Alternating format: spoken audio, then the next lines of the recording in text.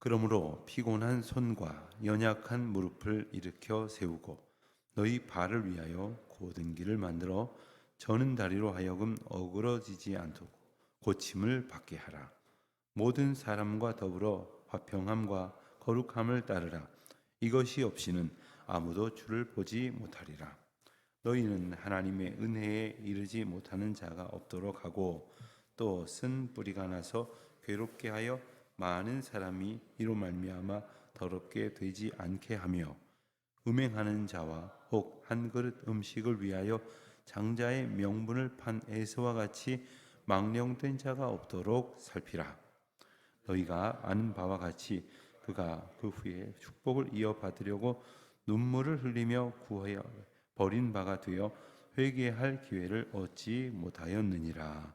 아멘. 우리가 믿음 생활을 하는 가운데에서 우리는 종종 어떻게 하면 믿음 생활을 더 잘 할 수 있을까? 성공적이고 만족스러운 믿음 생활은 어떻게 살아갈 수 있게 되는 것인가? 이러한 궁금증을 가질 때가 있습니다. 그리고 나름대로 드는 생각에 따라서 그렇게 노력을 해봅니다. 수고를 한다는 말입니다. 그러나 이것이 묘안이다, 이것이 비법이다 하는 생각을 좀처럼 갖지 못하실 것입니다. 왜냐하면 바로 믿음의 길은 하나님께서 인도하시는 길이고 하나님께서 전적으로 주관하시는 길이며 하나님께서 우리에게 부어주시는 그 믿음이라고 하는 방편을 통해서만 우리가 믿음을 가질 수 있고 믿음이 더하여질 수 있고 믿음이 온전하여질 수 있기 때문에 믿음에 관해서 우리가 할 수 있는 노력은 사실 없습니다.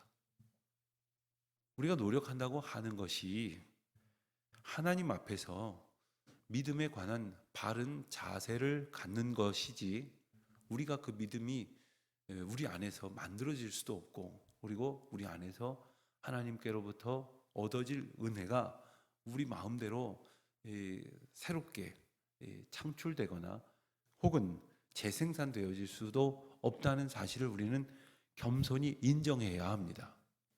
그렇다면 우리는 무슨 자세를 가지고 살아가야 하는 것이냐? 예컨대 어떤 사람이 우리에게 이렇게 뭔가를 전해주는데 상황이 여의치 않아서 이렇게 던져야 된다고 생각을 해보십시오. 그러면 받으려고 할 때는 받는 준비를 해야 될 것입니다. 받는 자세가 되어져 있어야 할 것이겠습니다. 그런데 우리가 받을 수 없는 것을 던지지는 않을 것입니다. 다시 말하면 우리가 이 받을 수 있을 은혜와 믿음과 그리고 은사와 선물을 우리 하나님께서 주실 것이기에 우리는 그것을 하나님의 주권 가운데에서 감사함과 소망을 가지고 받으려고 하는 주님이 일깨워 주시는 그러한 성도의 자세와 성도로서의 삶을 살아가도록 주님의 인도하심을 따라야 하는 것입니다. 그 가운데 한 가지가 어제 우리가 본 11절 말씀과 오늘 12절, 13절 말씀에서 연결되어지는 하나님께서 때로 우리를 징계 가운데에서 처하게 하시는 그 은혜를 어떻게 받느냐에 관한 문제입니다. 사람과 사람 사이에 좋은 말도 할 수 있고 또 조금 어려운 이야기도 할 수가 있을 것입니다. 그런데 좋은 이야기만 서로 듣고 나누고 조금 어려운 이야기는 나누지 못하는 관계라고 한다면 온전한 관계라고 할 수가 없는 겁니다. 쓰디 쓴 약이 몸에 좋듯이 때로는 쓴 충고도 유익한 것일진데 그것을 들을 수 있는 관계가 되어야 할 것이 아니겠습니까? 하나님 앞에서의 믿음의 관계도 마찬가지입니다. 하나님께서 주시는 복을 하나님께서 주시는 은혜로 바로 받아야 하는 것도 당연히 중요한 문제이지만 우리 하나님께서 우리를 때로는 꾸짖으시고 그리고 징계하시는 그 가운데에서 우리가 하나님의 뜻을 잘 헤아려 받아야 한다는 것입니다. 11절 말씀을 보면 무릇 징계가 당시에는 즐거워 보이지 않고 슬퍼 보이나 그렇습니다. 하나님께서 우리에게 징계하시는 것이 달가울 리가 없습니다. 그러나 후에 이로 말미암아 연단 받는 자들은 의와 평강의 열매를 맺는다. 여러분, 뒤에 말씀을 약속으로 받는다면 정말로 즐거워 보이지 않고 슬퍼 보이는 상황이라고 하여도 하나님의 뜻을 우리에게 주시는 은혜로 깨달을 수 있게 된다는 겁니다. 이러한 깨달음으로 하나님께서 우리에게 주시는 모든 처분을 받을 자세를 갖게 하기 위하여 12절에 또 13절에 자세가 요구됩니다. 그러므로 피곤한 손과 연약한 무릎을 일으켜 세우고. 그렇습니다. 우리의 몸은 늘 피곤합니다. 육신도 피곤하지만 우리의 생각도, 마음가짐도, 영혼도, 우리의 신앙적 삶도 늘 피곤하기가 쉽습니다. 그러나 우리가 피곤한 몸과 연약해진 형편을 새롭게 하는 것은 바로 하나님 안에서의 쉼입니다. 우리가 쉬려고 한다고 하는 어떤 일이 우리를 더 피곤하게 할 때가 있습니다. 마찬가지입니다.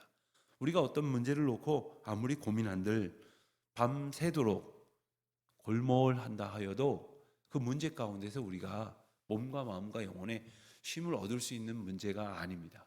하나님 앞에서 이것이 혹 아주 힘든 연단과 같은 상황처럼 보인다 할지라도 하나님의 은혜 앞에서 우리의 피곤한 손과 연약한 무릎을 오직 주님께서 일으켜 세워주시는 은혜 안에 있음을 고백하여서 주님 앞에 온전히 나의 삶을 의탁하는 것입니다. 바로 13절 말씀에 보는 것처럼 어그러지지 않고 고침을 받게 하라. 우리의 자세를 하나님 앞에 바르게 가짐으로써 고침을 받는 것입니다. 현대인들은 여러 가지로 이 몸의 상함을 고백하고 또 토로하고 있는 경우가 많습니다.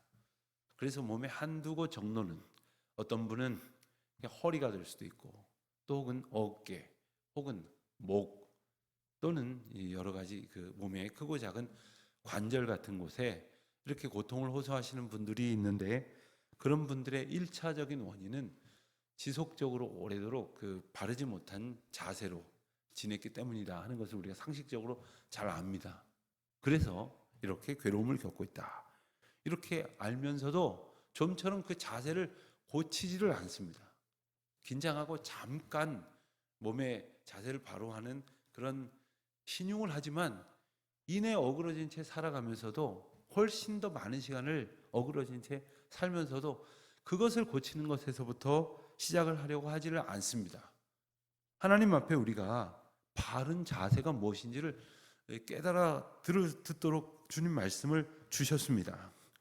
자, 고침을 받도록 우리에게 일러주시는 그 구체적인 길들이 14절 이하에 이렇게 소개가 됩니다.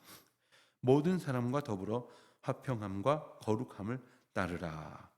이것은 바로 성도된 우리가 살아가는 삶의 자세입니다. 그런데 이것은 성도들 간에 요구되어지는 자세뿐만 아니라 모든 사람 앞에서 우리가 살아가야 할 삶의 모습입니다. 우리는 우리한테 잘하는 사람, 나한테 친절하고 나한테 공손한 사람한테는 화평하고 거룩함의 모습으로 살 때가 있으나 그렇지 못한 사람들한테는 세상 사람들보다도 못한 아주 완악한 태도로 살아가는 모습은 혹시 없습니까? 우리가 어떠한 상황이든지 주는 평화이시듯 우리가 주님을 모신 자로서 평화이신 주님을 우리 삶 가운데 모시고 있는 자처럼 평화의 사람으로 살아갈 수 있어야 하지 않겠습니까? 우리를 거룩하게 하신 은혜를 힘입어서 거룩한 백성으로 살아가야 되지 않겠습니까? 우리가 하나님의 은혜 가운데 있기 때문에 모든 것을 하나님의 은혜 안에서 전파할 수 있어야 되지 않겠습니까? 아주 오래전에 비행기 안에서 어떤 옆자리에 앉은 어린 아이가 보는 이 애니메이션 만화 영화의 한 장면을 보았는데 제가 그것을 이제 귀로 듣지는 못하고 화면만 봐서 정확한 내용을 모르겠으나 이 한 마을에 두 요정이 있었다고 합니다. 근데 한 요정은 이게 손이 닿는 곳마다 이것을 이제 밝게 만들고, 음식이라면 신선하게 만들고, 또 이 채소나 혹은 살아있는 나무나 열매 같은 것은 아주 생기 있게 만들고, 그리고 아픈 사람들은 건강하게 만들고, 이렇게 손이 닿는 곳마다 그래서 밝게 변하는 그런 요정이 하나 있고, 또 반대로 이 하나가 그렇다면 또 하나는 반대겠죠. 그런 존재가 한 마을에 있다는 거예요. 여러분, 그런 마을을 한번 생각을 해보십시오. 그런 마을이 사실 우리가 살아가는 세상입니다. 이 세상을 어둡게 만들고 갈등하게 만들고 싸우려고 만들기로 작정한 사람들이 얼마나 많이 있어 보입니까? 그들 사이에서 오늘은 우리가 마치 그들과 더불어 전쟁하는 것 같지만, 우리는 우리의 힘으로 그들과 싸우는 것이 아니라 우리 안에 성령의 능력을 힘입어서 이 세상을 거룩하고 화평하게 만드는 그러한 주님의 사람으로서의 삶을 살아가고 있다는 것이고, 그것이 우리에게 주어진 사명인데, 그렇게 살아가지 않고는 누구도 주를 보지 못한다고 말씀을 하셨습니다. 우리가 살아가는 방식은 바로 우리의 힘으로 살아가는 것이 아니라 우리 안에 거하시는 주님의 평강, 그리고 주님의 거룩하게 하시는 은혜다 하는 거죠. 15절 16절 말씀에서는 성도가 가져야 할 세 가지 유의사항을 소개를 합니다. 첫째는 하나님의 은혜에 이르지 못하는 자가 없도록 하라 하는 것이고요. 두 번째는 쓴뿌리가 나서 괴롭게 하여 많은 사람이 이로 말미암아 더럽게 되지 않도록 하라 하는 주의사항이고요. 세 번째는 장자의 명분을 판 에서와 같이 망령된 자가 없도록 하라, 이렇게 말씀을 하십니다. 함께 에베소서 4장 1절로 3절 말씀을, 이 구절을 보면서 여러분들이 오늘 함께 묵상을 하시면 좋겠습니다. 에베소서 4장 1절로 3절입니다. 그러므로 주 안에서 갇힌 내가 너희를 권하노니 너희가 부르심을 받은 일에 합당하게 행하라. 부르심을 받은 일에 합당하게 행하라 하십니다. 어떻게 말입니까? 모든 겸손과 온유로 하고 오래 참음으로 사랑 가운데에서 서로 용납하고, 3절입니다. 평안에 매는 줄로 성령이 하나 되게 하신 것을 힘써 지키라. 성도가 살아가야 하는 모습을 이렇게 구체적으로 말씀을 하십니다. 오늘 15절 16절에 나오는 말씀처럼 우리가 우리 자신만이 하나님의 은혜 안에 겨우 합당하게 살아가는 것으로 다가 아니라 다른 사람들로 하여금 하나님의 은혜에 이르지 못하는 자가 없도록 하라 하신 것이고, 또 많은 사람이 더럽게 되지 않도록 하라고 말씀을 하신 것이고, 사람들이 망령된 자로 은혜와 성령을 마치 잃어버리거나 부인한 자처럼 살도록 두지 말라.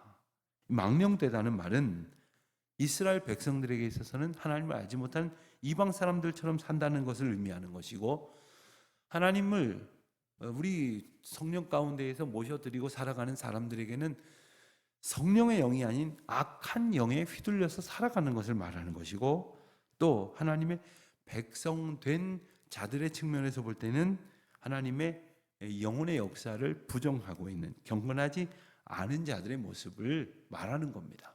누군가가 그렇게 살아가는 모습을 보면 저렇게 해서는 안 되는데 라는 답답하고 안타까운 마음을 가지면서 살아가라는 거예요. 나는 의의 길로 들어섰으니 다행인데 당신은 망해도 싸다, 이런 생각으로 사는 것이 아니라 그렇게 멸망하는 자를 두고 안타까움을 가져야 한다는 것을 일러주시는 거죠. 17절입니다. 너희가 아는 바와 같이 그가 그 후에 축복을 이어받으려고 눈물을 흘리며 구하되 버림바가 되어 회개할 기회를 얻지 못하였느니라. 그렇습니다. 장자의 명분을 판 에서는 이러한 비극적인 결말을 보았다고 오늘 말씀은 일러주십니다. 왜 그렇습니까? 그가 하나님을 알았으나, 하나님의 영혼의 은혜를 알면서 살았으나, 그가 그것을 경홀히 여겨서 망령되이 여긴 까닭에 하나님의 역사를 가볍게 여겼을 뿐만 아니라 동생에게 팥죽 한 그릇에 그 하나님의 축복된 은혜의 영권을 버린 그러한 망령된 자의 결말이 이렇다는 것을 우리에게 일깨워 주십니다. 그 이유가 무엇이겠습니까? 우리만 그 망령된 자로 살지 말라는 말씀이 아니라 망령된 자로 회개할 기회조차 얻지 못할 그러한 인생을 사는 이들이 더 이상 우리 곁에 없도록 때를 얻든지 못 얻든지 주의 말씀과 사랑과 선행으로 격려하고 중보하고 복음을 전파하고, 그리고 하나님의 은혜의 자리로 우리만이 아니라 우리의 이웃들이, 우리의 가족들이, 우리와 함께 믿음 생활을 하도록 우리에게 붙여주신 성도들이 주의 능력과 은총을 마음껏 누릴 수 있도록 오늘 우리를 부르셨다는 사실을 기억하는 저와 여러분이 되시기를, 그와 같은 사랑의 증거자로 살아가는 기쁨으로 충만하시기를 주님의 이름으로 축원드립니다. 기도하겠습니다. 하나님 아버지, 연약하고 어리석은 저희들을 주님 불쌍히 여겨주시고 주님 은혜의 자리 가운데 거하게 하시고 주님 은혜의 권능으로 충만케 하여 주시옵소서. 예수님의 이름으로 기도드립니다. 아멘.